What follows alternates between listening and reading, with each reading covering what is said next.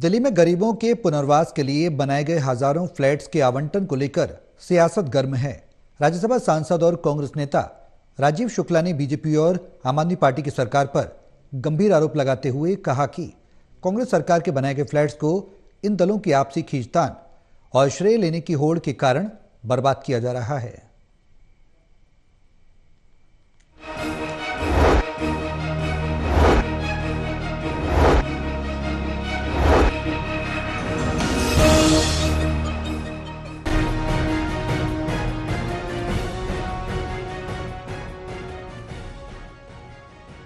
कांग्रेस नेता राजीव शुक्ला ने दावा किया है कि दिल्ली के 14 स्थानों पर गरीबों के पुनर्वास के लिए कांग्रेस सरकार ने जवाहरलाल नेहरू शहरी नवीनकरण मिशन के तहत 52,344 फ्लैट्स बनाए थे।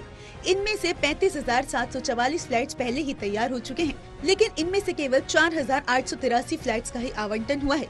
30,303 फ्लैट्स अभी भी खाली पड़े हैं और 16,600 फ्लैट्स का निर्माण कार्य पूरा हो चुका है। कांग्रेस का आरोप है कि बीजेपी और आपकी सरकारें इन फ्लैट्स के आवंटन में पूरी तरह से नाकाम रही है। उन्होंने कहा कि कांग्रेस सरकार ने गरीबों के लिए फ्लैट्स बनाए, लेकिन बीजेपी और आपकी राजनीति ने इन्हें बर्बाद कर दिया। दोनों ने केवल श्रेय लेने का ही काम किया। हाई कोर्ट का आदेश भी इन सरकारों ने अनदेखा कर दिया। गरीबों को उनके हक से वंचित किया जा रहा है। 52,344 में से 35,744 फ्लैट का निर्माण पूरा हो चुका था, जिसमें से सिर्फ 4,833 फ्लैट गरीबों को दिए गए। 30,303 घर जो अलॉटमेंट के लिए एकदम तैयार थे, उसे भाजपा और आम आदमी पार्टी की लड़ाई की वजह से किसी को अलॉट नहीं किया गया। और 16,600 घर जो निर्माणाधीन थे, वो भी अब खस्ता हाल में पहुंच गए हैं। यह तथ्य 19 अक्टूबर 2023 को दिल्ली उच्च न्यायालय के आदेश में प्रकाश में आया है। राजीव शुक्ला ने कहा कि दिल्ली के नागरिकों के जीवन में बीजेपी और आपकी नीतियों के कारण भारी गिरावट आई है। जहरीली हवा और प्रदूषित यमुना ने स्वास्थ्य संकट खड़ा कर दिया है। खास तौर पर छठ पूजा के दौरान पूर्वांचल के लोगों को यमुना में पूजा करने से रोका गया, जबकि कांग्रेस सरकार ने इसके लिए विशेष छठ घाट बनाए थे।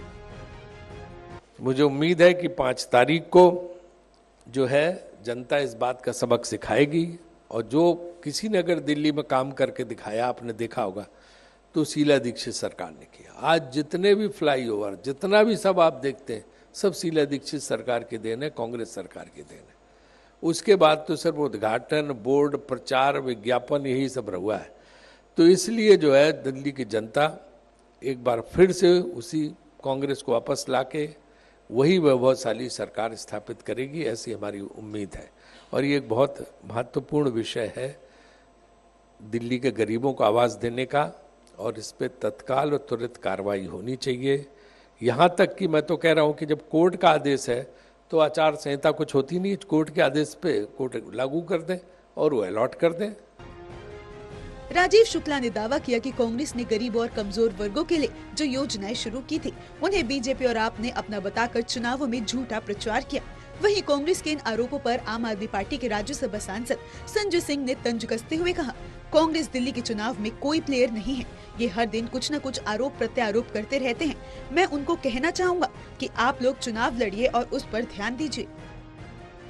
कांग्रेस पार्टी दिल्ली के चुनाव में कोई प्लेयर नहीं है। कांग्रेस पार्टी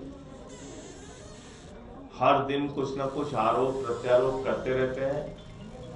मैं उनको कहना चाहता हूं, अपने चुनाव पे ध्यान दीजिए। चुनाव लड़ रहे हैं आप लोग, चुनाव लड़िए और 8 तारीख के परिणाम की प्रतीक्षा कीजिए।